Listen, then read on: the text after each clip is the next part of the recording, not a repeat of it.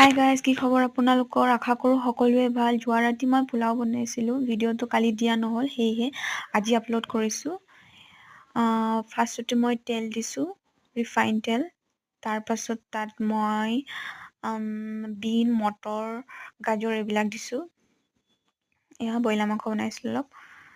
তাত দিয়াৰ পাছত মই চাউলখিনি দিছোঁ। চাউলখিনি মই 3 মিনিটমান ধুই মেলি থৈ দিছিলোঁ দেই।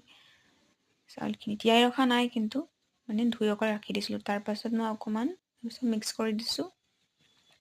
হেতাখন অকণমান লৰাই মেলি গোটেইখিনি মিলি যায় যাতে।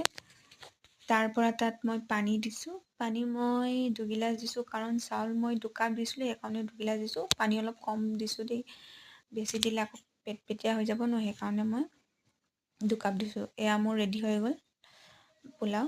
2টা চিটি মৰাৰ পিছত মোৰ পোলাও ৰেডি হ'ল। তাৰ ওপৰত অকণ বাটাৰ দি দিছোঁ। মই ফাৰ্ষ্টতে যেতিয়া চব্জিখিনি ভাজিলোঁ তেতিয়া বাটাৰ দি লৈছিলোঁ, আৰু হোৱাৰ পাছতো অলপ ওপৰত দি দিছোঁ। তাৰপিছত চামুচখনে অকণমান এনেকৈ লৰাই দিছোঁ। তেতিয়া মানে ভাতখিনি মানে এইখিনি পোলাওখিনি অকণমান জজিয়া হ'ব, সেইকাৰণে মই অকণমান চামুচেৰে দি লৰাই দিছোঁ। তাৰপাছত আৰু আমি ভাত খালোঁ। সঁচাই ক'ব গ'লে ভাল লাগিলে খাই। এয়া মোৰ পোলাও ৰেডি। খাওঁ আৰু এতিয়া।